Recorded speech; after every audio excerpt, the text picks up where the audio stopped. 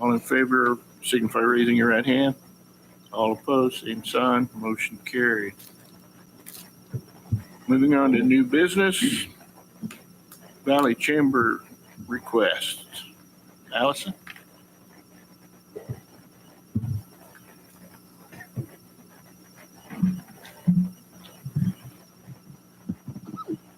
Good evening.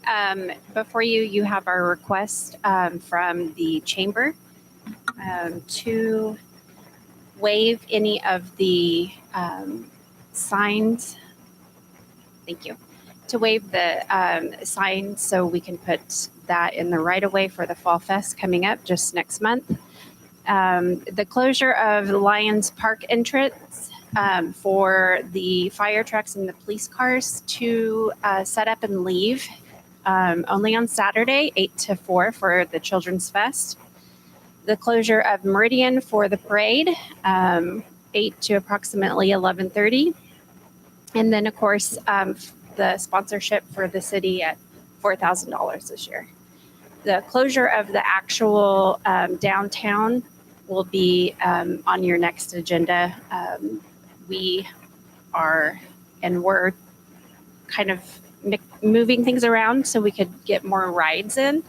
And we just met with the owner of the ride company today. So we didn't get that in time to request those closures. But what we hope to do is just go a little bit further south on Park. So it will not do anything else to the other roads like we had thought might happen. Tina? How soon are you going to be putting signs out? Is there a time limit on that? That's a good question. We can definitely put a time limit on that. I do have signs ready, actual physical yard signs that can be put out. So what would be... What would Ryan say?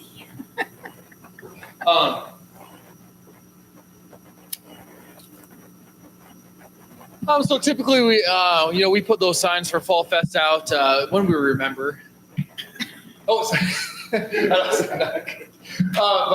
Typically it's at least a week, if not probably 2 weeks in advance. I think we usually have given, I believe, a 14-day window, if I recall correctly. Typically with Fall Festival, the garage sales we usually do a week, if I recall. With what I'm remembering Ryan Track saying, as I tried to absorb as much as I could sitting over there. But I believe with the Fall Fest, it's typically that 2-week window. Any other questions? Chris? How much did we donate last year? 4,000. Was it 4,000? Okay. Any other questions or concerns? Can I get a motion to approve? Motion to approve request for road closures and donation in the budget amount of $4,000 to the Valley Center Chamber of Commerce for the 2024 Fall Festival. Second. I have a motion and a second to approve the chamber request for the Fall Festival. Any further discussion? All in favor of the motion, signify by raising your right hand. All opposed, same sign. Motion carried. Thank you. Thank you, Allison. Moving on to resolution 757-24, the temp bonds. Council, thanks for allowing me to speak tonight. Clayton Kelly with Piper Sandler, financial advisor for the city.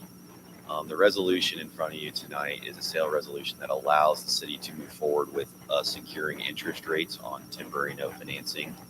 The projects listed in front of you are what's planning to be temporary note financed.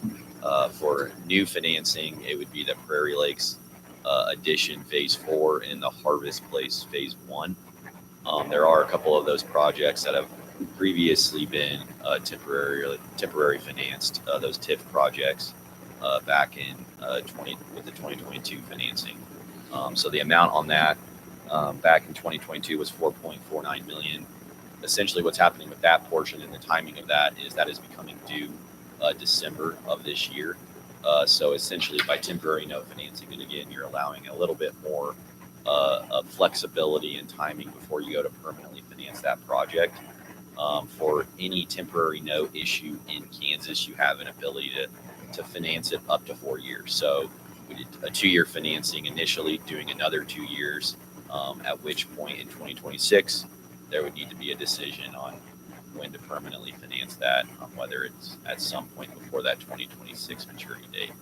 For these other projects, we're already, for the Prairie Lakes Phase 4 and the Harvest Place Phase 1, we're doing a 4-year, 3.5-year temporary note initially. So there would be no ability to extend that when they become due in 2027. So just from an interest rate perspective, temporary notes, we've actually seen an improvement in the market over the past probably 4 to 6 weeks. In interest rates, I'd say going out today, you're probably in that 3.5 to 4% range interest rate wise. Could continue to improve, just really depending on, there's a big expectation from the Federal Reserve here at this September meeting, what they're going to do, if they're going to lower interest rates, by how much. So that'll really kind of dictate how the rest of the year looks in terms of interest rate movement. But just to reiterate, kind of in that probably 3.5 to 4% range, maybe even a little bit better. From a timing perspective, by authorizing us to move forward with the sale resolution today, we would go and lock in interest rates on September 10th, come back at your September 17th council meeting and adopt the note resolution that has all the finalized rates. And that provides closing by October 11th, or sorry, October 10th.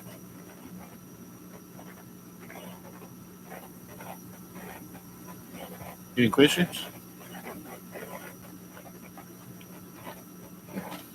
Any comments, Brent? No? Well, I just waiting for a question. Oh. here. Move to approve resolution 757-24, authorizing the sale of general obligation temporary notes series 2024-1. Second. Have a motion and a second to approve resolution 757-24. Any further discussion? All in favor of the motion, signify by raising your right hand.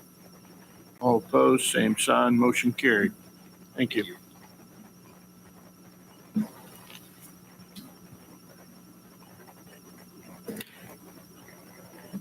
Moving on to item C, ordinance number 1409-24, Uniform Public Offense Code. Good evening, Mayor and Council. So before you tonight, this is our usual yearly adoption of the Uniform Public Offense Code, or UPOC, just to keep our ordinances updated with state statutes. There's a list on there up there, and I can stand for any questions on that if you want me to go into further detail. Disorderly conduct, maybe I'll just go into a little bit of detail. Disorderly conduct, basically there they took out the words noisy language. And that's, I think, a direct result of the Kansas Supreme Court case involving a local agency in the metro area. On the others, the possession of marijuana, paraphernalia, and the controlled substances, essentially they added language so as to not, in an attempt to get people who have friends, relatives, themselves, whatever, who are overdosing, to not be afraid of prosecution just because they have drugs on them still. And so if we were to go to a scene, someone called us there and someone had simple possession, we wouldn't arrest for that per ordinance and statute. It doesn't affect if they have large quantities that would be consistent with distribution. With simple possession, it would change that. It would probably turn more into a seizure of the drugs. But that's, I think, an effort on the state's part to help with some of the overdoses and the epidemic that's becoming. So I'll stand for any questions on the UPOC. Questions? Yeah. Thanks for the summary. I was going to ask. Motion to adopt ordinance 1409-24, amending chapter 19.01 of the Valley Center Municipal Code and amendments thereto for first reading. Should be I believe that was 9.01. not 19. After So I nine. apologize, 9.01.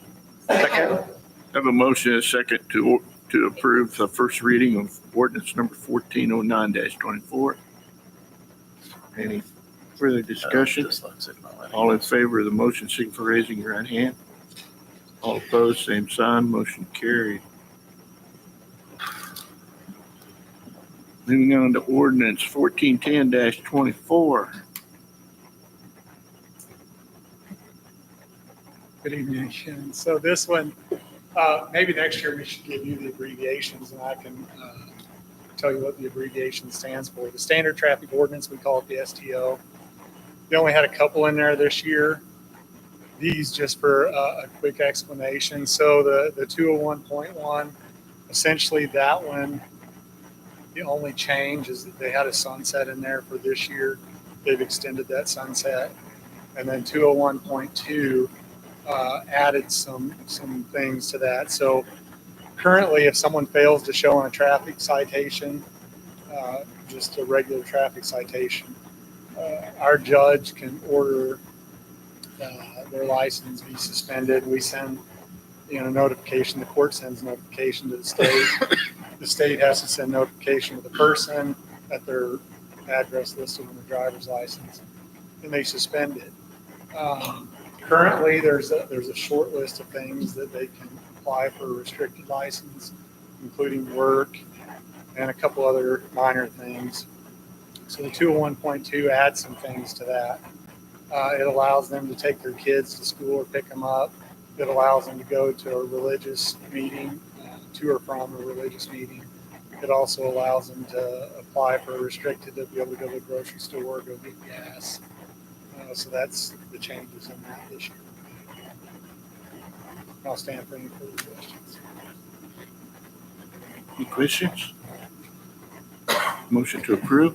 Make a motion to adopt ordinance 1410-24, amending chapter 10.04, section 10 of the Valley Center Municipal Code and amendments thereto related to the regulation of traffic within the corporate limits of the city of Valley Center, Kansas for first reading.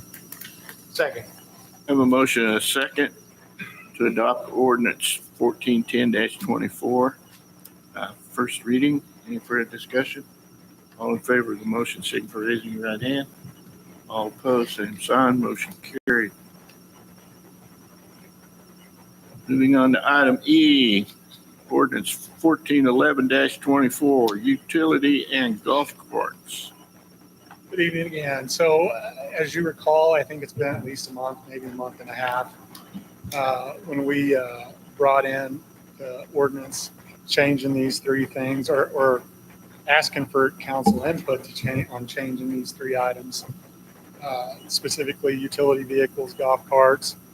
I think we left out, but it's in the ordinance, the micro utility trucks. So before you tonight would be the first reading. And I do want to say a couple things before we get too far into it or I ask for questions. I assigned the fees as council directed. We did up the registration fee to $20. Pardon me, let me get a drink. Yep, that's $20 to cover new tags. Currently, we have stickers. And really small stickers. And they're kind of hard to see, especially if the vehicle is moving, we're moving. I don't want officers trying to break their neck as they're driving down the road to look for a small sticker. The license plates will be a little bit bigger maybe than a motorcycle license plate. That would allow us to be able to see it going down the road to make sure that the vehicle is registered. Would you get the Okay, so I made a mistake initially on section 7G2. I put $20 in there. That should have been $100 for the minimum fine. And then the other fines, one of the council members, I don't remember which one last time we brought this up, suggested we go with the 100. It's a step process. If they get caught violating the ordinance multiple times, it starts at 100, goes to 250, and then 500. So I put all that in there as I believe council wanted. The other thing I wanted to address before questions, if I can, is the sidewalk portion. I know we had 2 council members that made comments at the end of the last conversation about sidewalks, allowing golf carts on sidewalks. So that was an attempt, and council, it's still in there right now. Council can take it out if they wish. That was an attempt on my part to be a little more inclusive with our citizens on the kind of the outside of town or on the outskirts of town where the speed limit's 45 mile an hour. To be able to allow them to enjoy the same freedom as the rest of the residents closer in town here or in the center where it's 20 and 30 mile an hour. That would be 10 foot only. And I also saw a comment on social media this week with Meridian Oakland talking about golf carts on the sidewalks there. Those sidewalks are not 10 foot wide. Golf carts will not be allowed on those sidewalks. Strictly 10 foot wider was what I was thinking, to allow the citizens on the outside to have the same freedoms, but in the safest possible way without getting ran over or getting injured. There's only a handful of sections, and I could be wrong. Brent, I'm sure, can correct me if I miss any. 5th Street out east of the station is 10 foot wide until you get to the 30 mile an hour zone. There's Emporia between Main going north. That, I don't know that I would see too many using that. Maybe Emporia, the way it's divided, the street is narrow each direction. It may be safer for some folks to take the sidewalk in that portion. And then I think there's some upcoming areas as well.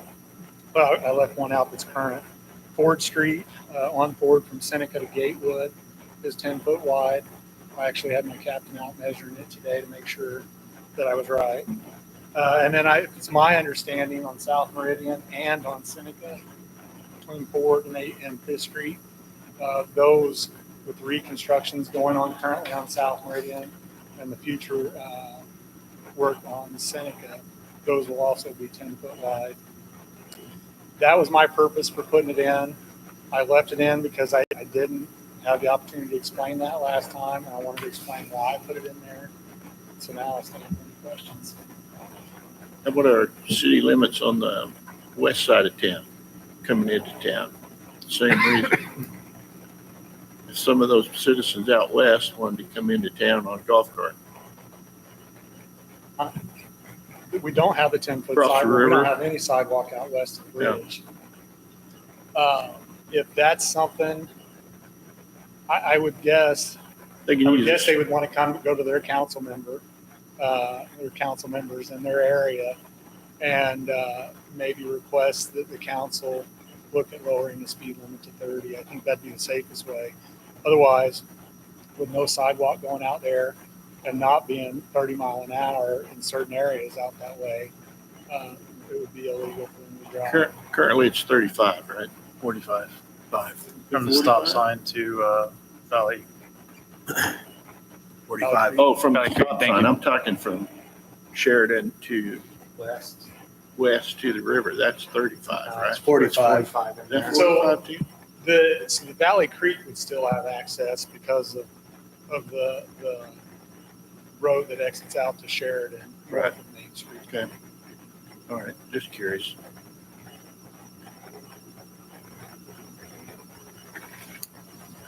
I mean, it's definitely something you can consider if you want to change that speed limit. I mean, the natural one would be at the intersection, of West and Main Street.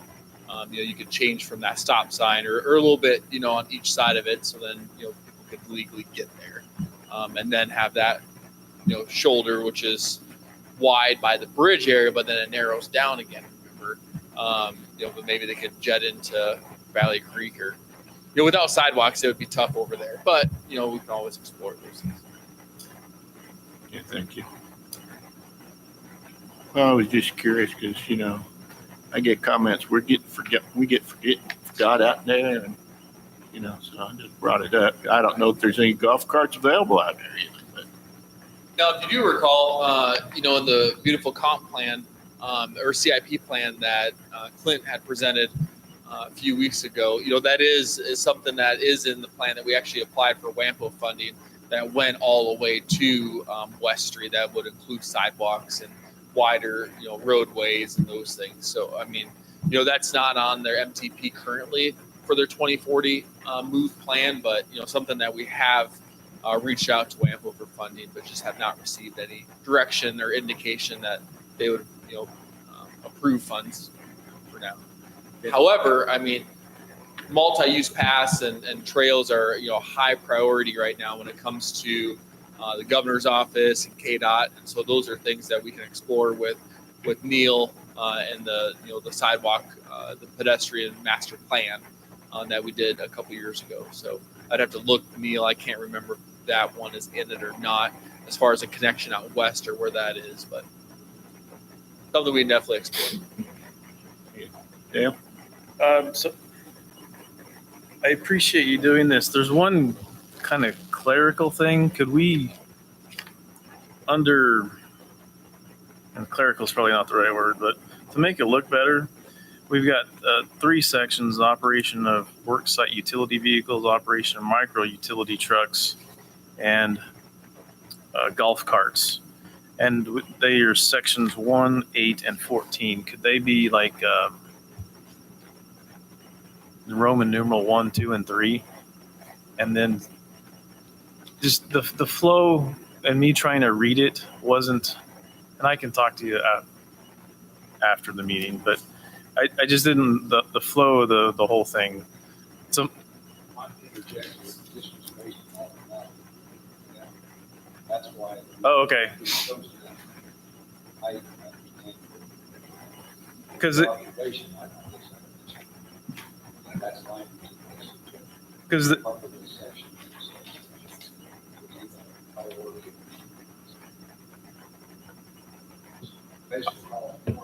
I see what you're saying. However, if we do we'll have driver's license requirements 3 times. And by that statement, we'd only need it once. But that's a minor thing. Let me finish my rest of my thought. As far as the west side of the river they can have those UTVs, which would be separate than the microsite anything in this ordinance, and still be, because that's a separate ordinance still. The utility vehicle, the worksite utility vehicle, they can have those, and that's part of this. That's okay. That is part of this. Because those are the ones that can go faster than 30 miles an Some hour. of them can go upwards of 100 mile an hour. Okay. Well, because the way I was reading parts of this, and that's just probably where I got lost in some of this, is they can only be on the 30 mile an hour. No, Golf carts are 30 mile an hour. that's the only less. section. Okay. Yeah. See, that's where I got lost. Yeah, the utility vehicles can go much greater. Okay. So they could have, My comment on as far as numbering, I think the problem with Roman numerals or doing something different like that is that wouldn't be the same. Christie will have to correct me if I'm wrong, so I'm looking at her. I don't believe that's going to be the same as the rest of our ordinances, especially in Muni Code. okay. So then I think that would look different. But Maybe off the top of my head, maybe we have like section 8 that's showing up there is bold. Maybe if we place the title bold as well, I don't know. I don't know. It was hard for me for the flow, and obviously I didn't read very well, but I also want to hear the public forum before I have any other comments. Or the public. yes, before we make a decision or we got a public forum. We have a person from the public that would like to address the council. If you would come and state your name and address, please. Sure. Good evening, Mayor and Council. Lou Cicerello, 1041 North Old Trail Circle, Valley Center, Kansas. I'd like to start out, first of all, with discussing why the current ordinance for golf carts are there. As a council member back in the day when this was passed, I did not really think this was a good idea. However, I voted for it. The reason we voted for it was because the golf course was new and the golf course was having trouble getting people. One of the complaints the golf course was getting is they didn't have golf carts. This ordinance at the time was created in hopes to help alleviate that issue to get more people to the golf course. Is it the best ordinance? No, I didn't think so then. And as Chief pointed out, it's kind of difficult to enforce, and I totally agree. Do I feel that it should just be striked? No. Because the people that I've seen that actually go to the golf course seem to abide by the rules of the current laws. There is at least 6 in our neighborhood that I see regularly go to the golf course, and they follow the procedure as it's written. So I wanted to get a little history on that. Now, I'm going to explain to you why I think this is not a good idea. First of all, the streets in this town are not designed to handle golf carts.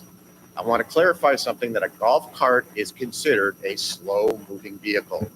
By state law, that means a golf cart cannot travel faster than 25 miles an hour, okay? What do you think is going to happen with golf carts traveling down Meridian at 25 miles an hour? People are going to try to pass them. Think about a football game. How many people you think are going to want to go to the football game in their golf carts? I know what Meridian looks like right now with just cars. But those are some of the situations that I think make this not a smart idea, because our infrastructure just does not handle it. The other thing that concerns me about golf carts is, and it is covered in the ordinance, is about lighting. If you should choose to do this, I would suggest you require not just the lighting as required in state statute, but full lighting, turn signals, brake lights, and everything. Because as I said in my email that I sent previously, people honestly don't know hand signals. And that is a requirement, whether people realize it or not, that if you don't have signals, that hand signals are required, okay? I'm not as concerned about turns. I'm more concerned about stops, right? If you're driving down a main street and you step on the brake and you have no brake lights and somebody forgets to do this, people don't follow distances either. It's just, and I know, am I a fortune teller? Am I a soothsayer? No. I'm basing my statements here tonight on things just how I've seen people drive in Valley. One of the other things, and Chief Newman was graciously enough to bring it up before I did, was sidewalks. As the current ordinance is written, yes, sidewalks are included because there's a term in your ordinance under section 14B that talks about public way. Definition of public way, I could not find one directly, a definition on state statute, but when I looked it up, public way is considered, a sidewalk is considered a public way. Now, with that said, according to state statute 8-1575, driving upon a sidewalk, no person shall drive any vehicle upon a sidewalk or sidewalk area except upon a permanent or duly authorized temporary driveway. So just by the fact that that is not included in the statement, this ordinance is in violation of the state statute. The other thing that was left out of the statute in the definition, or under 18495, under your definition of golf cart, state statute 1814-1495 states, golf cart defined. Golf cart means a motor vehicle that is not less than 3 wheels in contact with the ground, an unladen weight of not more than 1,800 pounds, is designed to be and is operated at not more than 25 miles per hour. The line that was left out of the definition, state statute was, and is designed to carry not more than 4 persons, including the driver. Okay. These are state statutes that should have been included, in my opinion. I'm no lawyer, in the ordinance that's there. Also, I mentioned in my my email, and this goes back to the lighting, that a governing body is allowed to take a state ordinance and make it stricter. They are just not allowed to make it less restrictive. Okay. Now, what else do I have? The other thing that dawned on me today, which is very interesting, because at the time Chief Newman said that the current ordinance is very hard to enforce. This is of no part of what I'm about to say has anything to do with this governing body. It has to do with the way the state statutes are written. Because a golf cart is considered a slow-moving vehicle that is not supposed to travel more than 25 miles an hour. What happens when a golf cart can travel more than 25 miles an hour, but is not exceeding the posted speed limit? These are things in the state statute that I don't think are defined. Does it mean it's not a golf cart anymore because it can go beyond 25 miles an hour? For that matter, any slow-moving vehicle. And does it become a regular vehicle that has to go through regular licensing? I don't know. This is not, but these are things that didn't make sense to me the way state statute was written. Again, not any part of this ordinance. The other thing is, if a golf cart is not supposed to go over 25 miles an hour, at what point is the golf cart speeding? Is it 25 miles an hour, or is it over the posted speed limit? So these are things that could be thought about. And again, no part of this governing body, because those things are just the way the state statute is. It's not very clear on those items. What else? I have one more item. And I will go back, since you did discuss, I wasn't going to put this in, but since we did discuss sidewalks, just think about a 10-foot sidewalk, okay?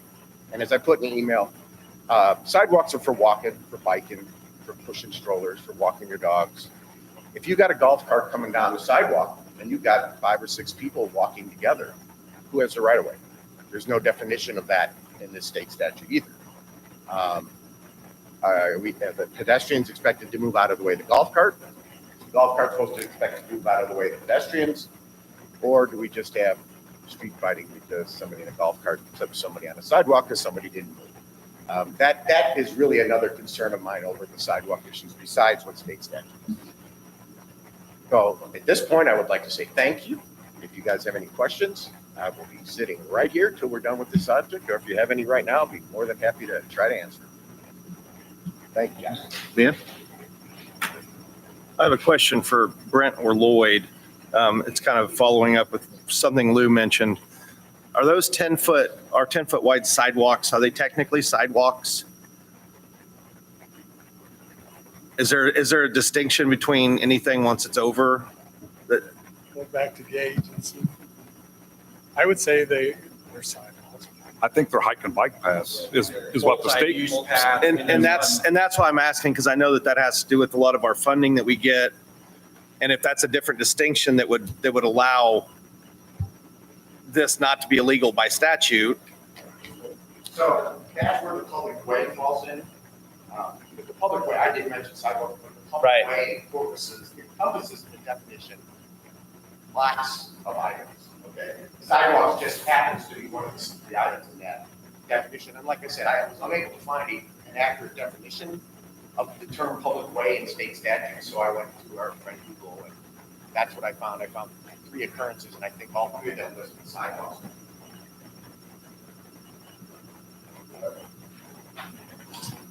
So I had a couple of comments. He is correct on the, golf carts. I brought those definitions because definitions, at least on the federal level, state level too, because the state recognizes the federal, they point to the federal. So the golf cart's going to be up to 20 mile an hour, 20 to 25 mile an hour, and some will go faster than that now, or actually the low speed vehicles that I talked about before. Regardless of what council decides to do here tonight, anybody in town that currently has what looks like a golf cart meets the definition of a low-speed vehicle can go to the tag office and get that registered and drive it on the streets, and there's nothing you or I can do about that. And so that can happen regardless. And those are going to be the 20 plus mile an hour, which a lot of the modern ones are going to do more than 20 mile an hour. Those are going to have to meet the definitions as we put in there. Basically what a motorcycle has with the headlights, taillights, brake lights, turn signals, things like that. I'm not the one that does every inspection on a golf cart or utility vehicle. I certainly do my share. People around town know me, so they might stop me and ask me to inspect it for them. or occasionally if no officers at the station and I'm there, I'll do the inspection. A lot of the new ones do have all the working lights that we talked about. As far as sidewalks and bicycles, I mean, that brought up a point when Lou made the comments of sidewalks and bicycles. Currently, we shouldn't be allowing bicycles by ordinance on sidewalks either. However, I don't want to tell a kid they can't ride their bicycle on the sidewalk and they have to go out in the street where they're obviously they can still get hurt on the sidewalk. It's a lot safer for them to be on the sidewalk. I don't want to do that. I have no plans to do that. I've never done that in my career in nearly 29 years, and I don't plan to start now. And so I think there's different definitions, and Barry may have to, as he walks away, he may have to correct me if I'm wrong. So the ordinances, or if you look in the UPOC, and those follow state statute, on these particular items, these do allow us to opt out of the state statute and create our ordinance. As far as being less restrictive, I would defer to Barry on that instead of more restrictive.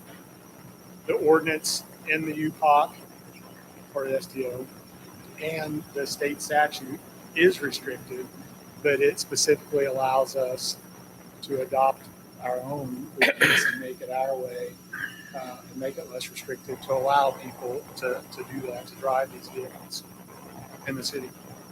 And then also too, I mean, we can check to see what the other cities, like Shawnee, Lenexus, Lina, Derby, Liberal, Andover, Schnute, Spring Hill. There's a lot of communities that already allow this, so we can see what they state when it comes to sidewalks and those things. That's what I wanted to, and that's an old list from 2021, so you can always do that as well.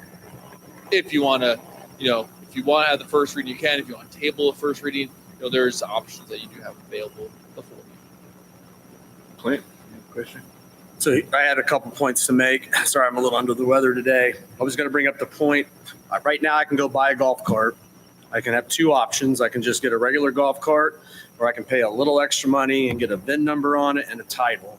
And as long as it meets the same requirements, and I can go get a tag. There's one in our neighborhood right now that has Kansas, looks like a motorcycle tag. So without this ordinance, if you get the right golf cart, you can still drive them on the road. My question to you, or this could be Brent, with any ordinance, we can amend it, right? So if we have some issues that come up, we can always look at making amendments down the road, correct? Yes, or you can even do it in between readings. Right. And then my last note I wanted to make is that there is a large public support for this. I believe Nick Lewis dropped off a petition.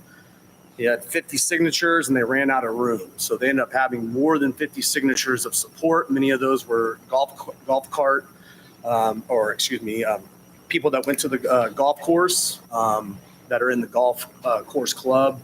But there was well over 50 signatures of public support for allowing golf carts in Valley Center. So I just wanted to make sure that everyone up here on the council knew there was definitely some public support for this.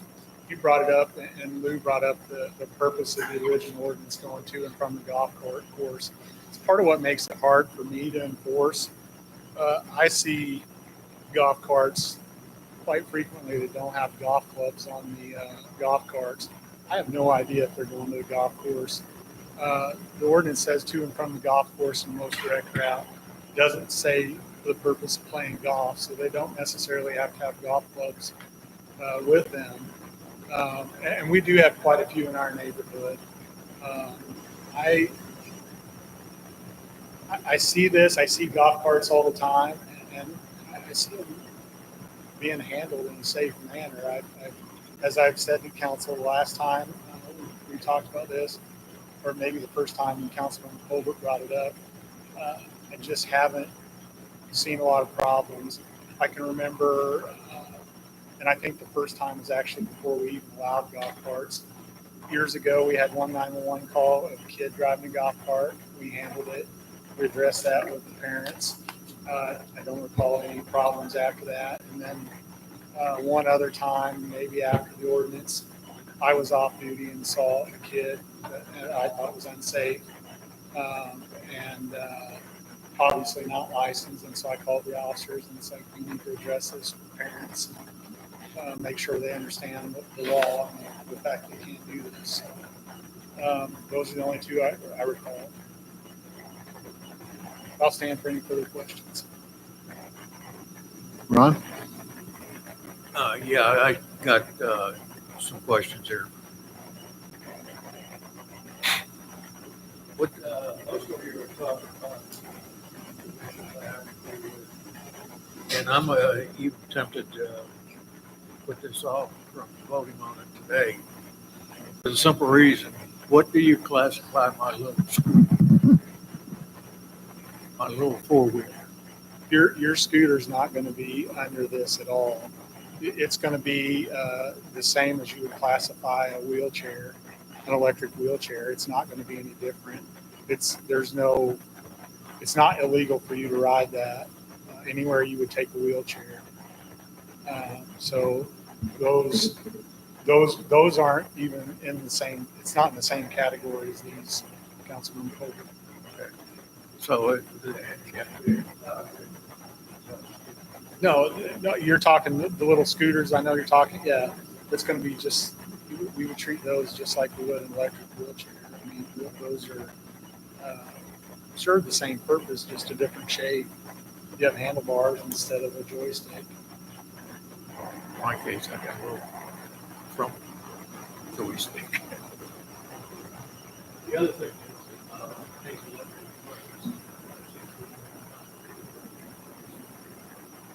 is that permitted on the site? Technically, they would be treated the same as a bicycle. So technically, The electric ones? the electric ones are. I can't read you verbatim or tell you verbatim the statute, but they're going to be treated like bicycles, the electric ones. Yeah, this is the reason I'm a little tempted. Different, the electric bicycles are different than a little gas-powered mini bike. I'll say that, but they're treated like bicycles. What I was going to say is, since I brought this up originally, it's a lot more to it than just the golf carts. And we have 1, 2, 3, 4.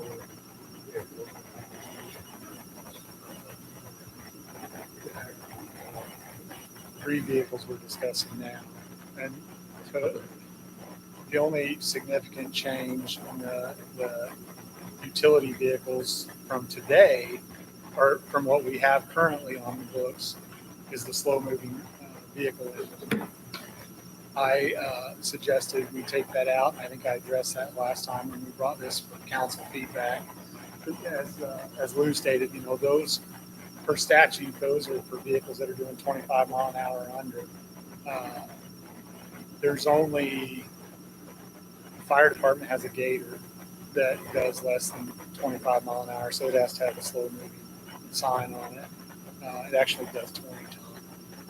But most of the utility vehicles that we inspect and register in the city will go as fast as your car, maybe some of them faster.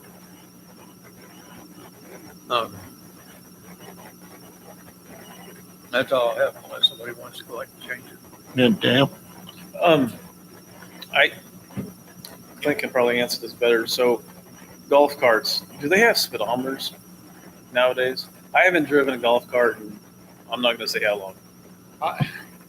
The ones I've looked at do Okay. online recently. I can't say that they all do. I'm sure Okay. the older ones don't. The modern ones, they have a lot of stuff. Okay. And then they have retrofit kits to put lights and brake lights and such like that. Yes, in fact, I just inspected a golf cart last week, and that's exactly what the gentleman done. Okay. He had it retrofitted. It actually looked really nice, and I would have never guessed it was retrofitted. I would have thought it was made that way. How many do you see between the utility vehicles and golf carts that actually have turn signals? Because where I work, we have a UTV. It has headlights and brake lights. That's it. It doesn't have anything else for turn signals. Don't really need it, but I'm just curious because I don't. So the older ones, I think probably, especially utility, are more headlight and brake light. The newer ones, as people buy them, I know our fire chief has one that's registered, a utility vehicle. He added the turn signal kit to his, so you can add those on as well. The golf cart I inspected last week actually had brake lights, tail lights, headlights, and turn signals. Okay. Because I, for all three types, I think having those, if they're going to be out at night, at minimum brake light, headlight is a requirement. But I feel like I'm getting into the weeds. That's So, in the ordinance. right. After No, sunset. I'm glad you put it in there is what I'm getting at. So, to address what Lou brought up, football games, and then I'm going to bring up Fall Fest for those vehicle usages. How will you propose policing that during those events? What do you foresee as far as traffic during those types of events? I'm not sure as far as, Well, it's just if we were changing the congestion from full-size cars to golf carts because Main Street's entire 30 miles an hour, so they're all allowed beyond that on Main Street, or Meridian, excuse me. will there be more? I'm sure there will. People Right. coming down. I don't know. As Lou said earlier, I can't see into the future, so I can't say. I mean, I don't see a lot of problems now. I think Brent and I differ. I think there'll be an influx of registered golf carts should council pass this. I do too. And I think Councilman Bass said it too. There's a lot of interest. I don't know that it's going to create. I mean, there's already so much traffic during that time. You're not doing 30 mile an hour. Okay. I can do all the way up to, once I get to golf, I can do the speed limit going back to my house whenever I, run home for a break in between daytime and nighttime shift. But coming back, there's both north of Main Street on Meridian and south of Main Street on Meridian. You're not doing 30 mile an hour. There's just too much traffic. Or are you talking about like parking and like those things? Or? Parking's the school district's problem, not necessarily ours. There's park at normal spots now. Right. I don't know if you're ever down here during Fall Fest. I mean, they drive down here now I help with parking. and park. So, yeah. I was more thinking of the football games and then everybody leaving at once. Oh, and That's- in the that can- bustle. Yeah, that congestion. Right. Well, they have to meet the requirements after sunset. Right, which makes sense. And really, part of me Yeah. thinks we should have brake lights no matter what. But Park in the same park. that said, I'm in favor of passing first reading with some tweaking between first and second reading. And I think you have plenty of. We have some more comments. Clint? Just a minute, please. Actually, Councilmember Bass came up with a great idea. The vehicles that the county registers are not classified as local vehicles, right? They move up a class. They're classified as road speed. Right. So even though they look like a golf cart, they don't fall under the classification of golf cart. There's your answer. Match your law to that law, and that solves all my problems. Yeah, you're just cutting out a lot of people because those are pretty expensive. Okay, you're right, they are, we're at Walmart.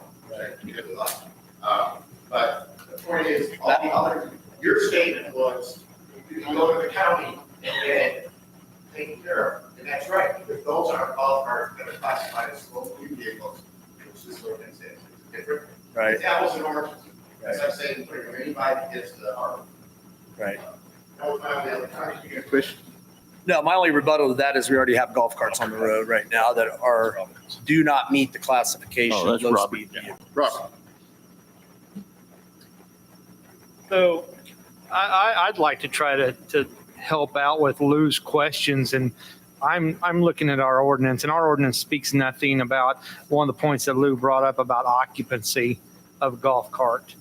I would like to see some wording in there that says something along the lines of limited the number of factory installed seats so that it matches up with the number of people. Because I will tell you, I have seen golf carts in the city that have 8 or 10 people on them, and it's a 5-seater golf cart.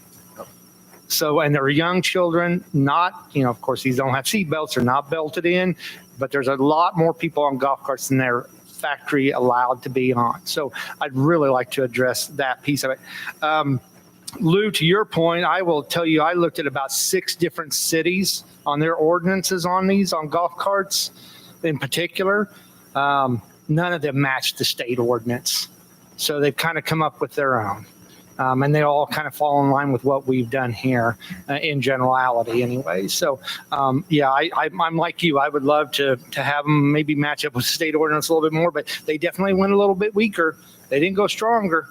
So that's, I understand your point. I know that's what we're supposed to follow, but from the 6 cities I looked at, they are not stronger. So they were either equal or a little bit weaker. So that's all I got to say, Mayor. I agree, and I understand what Lou said and what you were saying. I think in general that is correct. But and correct me if I'm wrong, Barry, but when the statute specifically allows us to change it and go weaker, I think. I was just addressing Lou's concern that we weren't matching up with the state ordinance, and that's my point I was trying to make, is that we can deviate. I like the factory seating. We can certainly add that before the second reading. Awesome. Thank you. There are some that will see 6. I think I saw a couple that were 8. I know our churches have 8, so yeah, with their design, but that's factory seating. And So. those, actually, the ones I've seen recently classified as low-speed vehicles, and I've seen some on sale for as cheap as $13,000. Brand new, stereo systems, everything. Speed, electric speedometer, everything. Backup camera. I didn't like this was originally passed a few years ago, whenever it was. I thought it was going to be accidents waiting to happen, but then hearing you talk, we haven't really had any problems. Coming in, I didn't want them on the sidewalks, but I understand your point of letting the people, mainly east, come into town. Maybe once, the subdivision's all built, they can weave through that area to get into part of town, come up, hit through Ford and come up where it's 30 mile an hour. The only thing I'd like to add is I brought up about the fine of $500, but then also add lose your privileges for a year. You can't get a license again. I don't know if that's per address, per person that done the permit, but if they've got caught 3 times, they're probably going to keep doing it. I'm not sure we can do that. I'm not sure we can do that.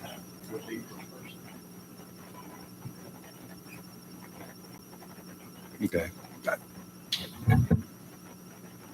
And I agree with Councilman Wilson. We need to have a thing about occupancy level. That's factory seat to match factory seating. A lot of the new ones I looked at do have seat belts. And so this ordinance would follow state statute in that if the vehicle is equipped with seat belts, anyone, under a certain age, it would follow the law. So if you had your little kid riding in there with you, they would have to be in that seat belt if it was manufactured.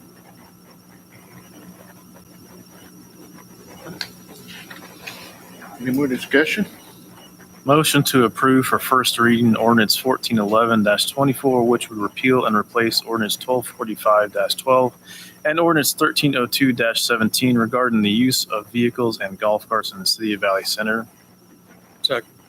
Have a motion and a second to approve ordinance 1411-24 for first reading. Any further discussion? Now, is this taking into account what's been added about occupancy and stuff that'll be added We for will the get second one? that, we'll get that amended before the second reading, before September 3rd. Do I need to add that to the motion? Any other questions, comments? All in favor of the motion, signify by raising your right hand. All opposed, same sign. Motion carried. Moving on to the agreement with PEC for the water treatment plant. Good evening, Mayor and Council. As Brent alluded to last week, this is an agreement between PEC and the city for PEC to act as an owner's rep for the water treatment plant project. This contract would allow PEC to work in conjunction and as representative of the city through the completion of construction of the water treatment plant, which is mid to late 2026, so for the next 2+ years. The Exhibit A in the contract gets into the weeds of the scope of what this contract would include, but I made a few bullet points here just to kind of give you an idea of what would be covered. It would allow PEC to assist the city with City of Wichita water agreement negotiations, biweekly design build team meetings through the remainder of design, plan review, spec review for the current plan set now, and all the intermediate design submittals from here until completion. Plan reviews include process piping, process equipment, site civil, site utilities, electrical, mechanical, structural, everything start to finish in the plan. We would also help in discussions with KDHE, the SRF funding that the city is pursuing. We would assist in those negotiations and discussions. We would also, with the water master plan that we conducted last year, we have the water model for the city as well. So we would assist Burns and Mac with any modeling needs that they need to help their design. And then also through construction, submittal reviews, construction progress meetings, helping the city make decisions as questions or problems arise. So this is built as a standard hourly contract. A lot of things can happen. Schedule might shrink or whatever from now till 2026. So we did do standard hourly to give a little flexibility if the scope were to change. That I'll stand for any questions. Yeah. For layman's terms, this is in our best interest. Yeah. Perfect. Budgeted. Yes, with KDHE, and we can roll this into the SRF financing. So Perfect. Thank you. and it is a requirement per KDHE when it comes to SRF funding.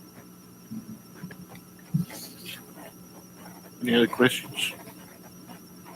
Move to approve representation contract with PEC for water treatment plant in an amount not to exceed $277,500 and authorize the mayor or city administrator to sign. Second. Have a motion and a second to the agreement with PC for the water treatment plant. Any further discussion?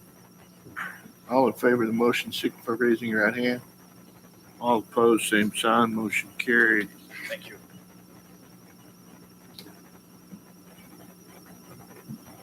Moving on to item G, remove interim community director status, development director status. Yep, as it states, Mr. Kyle Fiedler decided to come back for a third week, and so we. Just for us, the paperwork side of things of authorizing now that Kyle to remove myself from permits and all the signature requirements that we do with floodplain and what have you. So just removing that interim title and having Kyle then take on that authority. I move to remove city administrator as interim community development director. Second.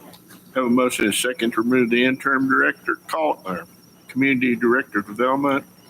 Any further discussion? All in favor, signify by raising your right hand. All opposed, same sign. Motion carried. Thank you. Thank you so much.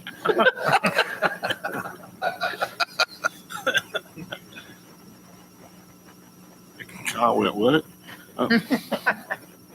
Okay, moving on. We need an executive session.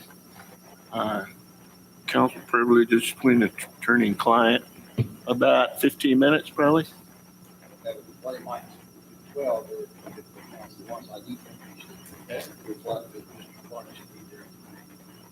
Okay. I need a motion.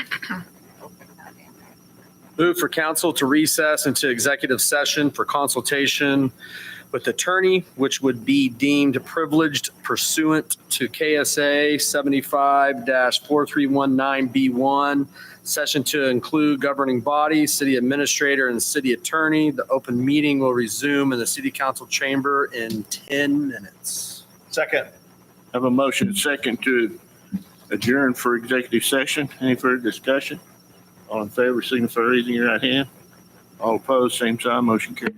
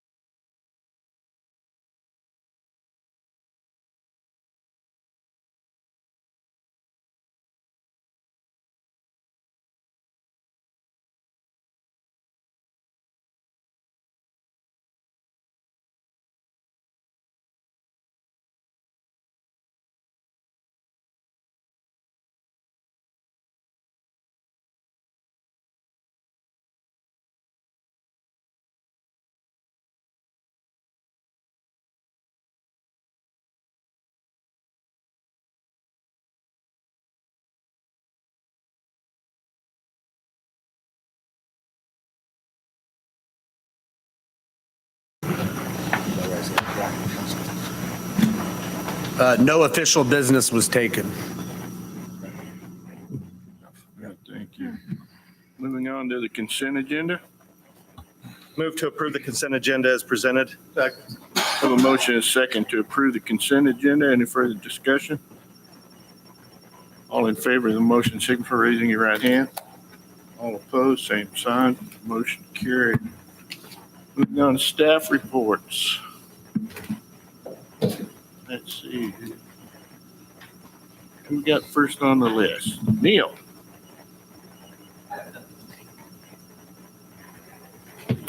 Lloyd? Rodney?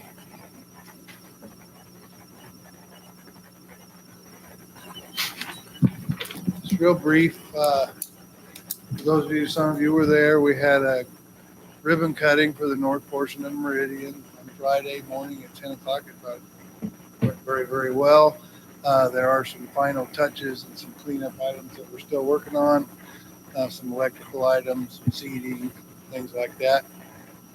If you've noticed, the intersection of Ford and Meridian is closed as of today. They're going to get that pavement tore up, and so they can get that paved in front of that intersection. I don't believe this will include the turn lane yet. They'll work on that later. That's planned to be closed for about 2 to 2.5 weeks. However, we do have Ramsey. Always have Ramsey as that detour to get around that intersection. So it's not quite as big of an impact. Things are moving along nicely in the south portion. We have had some conversations with Pearson about moving vehicles and working on some site distance and where they're parking down there. And I think they've made some adjustments down there to help with that. So, Yeah. Stand for any other questions? Will we have our flag poles and flags up before Fall Festival along Meridian? It's up in the air still. Okay. Clint? No, it's Robert. Robert. Have we had adequate conversations with First Source on getting them some relief to their truck drivers getting in and out with the cones? And now you're going to shut down that intersection. It puts them in a pretty tight bind. I just didn't know if we'd had any conversations. At with this them. point, we have not, no. Yeah, we just had the initial, conversations with them, letting them know the kind of the time frame and timeline of the overall project, and they were excited that we're going to realign that driveway with Ford Street. And so, I think that they've been adapting. I haven't heard any complaints whatsoever. See Randy on a regular basis over there, Randy Jackson. So I haven't heard any negative on that. Real quick, back to light poles. And so, if you're not aware, what had happened was that the manufacturer, when you have a light pole, then you have the arm that comes off, the decorative arm with the light on it. And the two poles where they meet were the same size. And so you can't connect two of the same pipe together. It doesn't work that way. And so it's a manufacturer defect. The reason is because you have one manufacturer that actually has the mold and creates the base and that pole. And then you have a separate manufacturer that creates the arm and the light itself. And so those two didn't communicate on who was doing the 4-inch and who was doing the 3-inch, and they both did 4-inch. And so now we're where we are today. So then they didn't realize that until they were all on site, getting ready to put up all 17 lights all in one day, and realize, oh, well, those are the same size.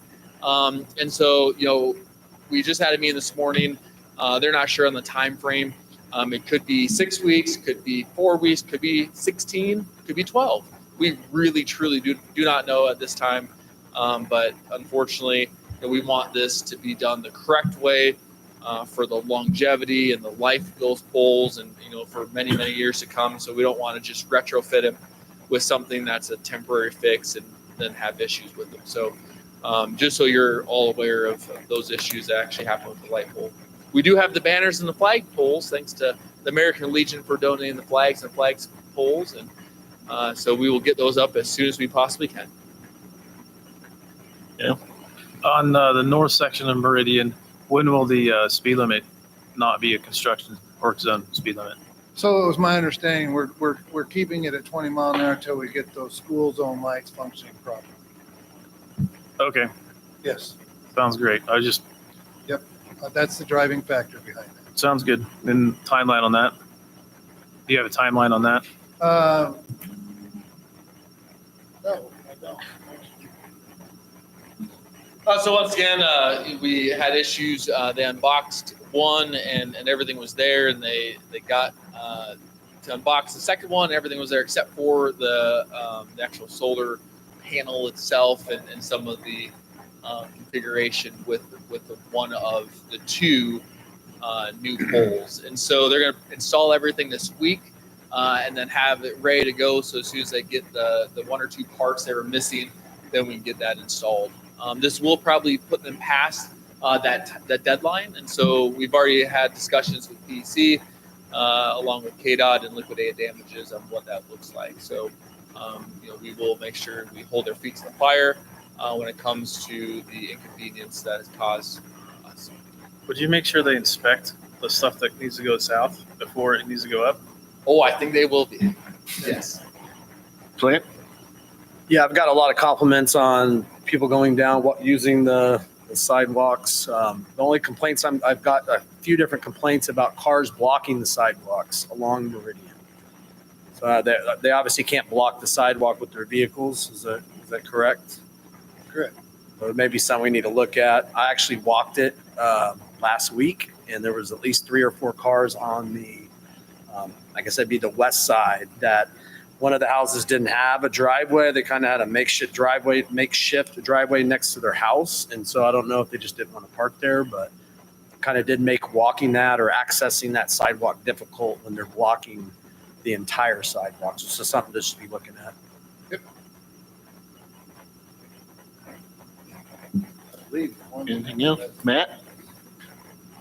On the west side, those people don't have much of a drive to park in because that sidewalk is so far up. I mean, it's a right of way, but they're kind of screwed trying to park even 2 cars in their driveway. Some of them go up farther alongside the house, but there's some of them, I don't know if one car can even park in the driveway without hanging over the sidewalk. Well, if you recall some of those are ones that didn't have a driveway. It was a gravel drive. And so now they have a nice piece of concrete that the city put in all the way to the edge of the right of way. They're trying to park in an area that is all paved where they had an opportunity, if they wanted to extend that themselves beyond the right of way, that they could have negotiated that with Pearson. And so, that's a personal choice that, the homeowners can make.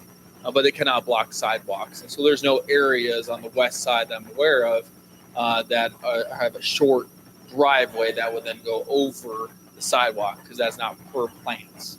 And only I defer to PEC, the design engineer, on any of those questions when it comes to, what they put back and what was originally there. So a lot of times when they don't have an existing driveway and it's just gravel and now there's a nice paved area, well, yeah, they're going to get out in that nice paved area and not park where they've been parking for the last few years.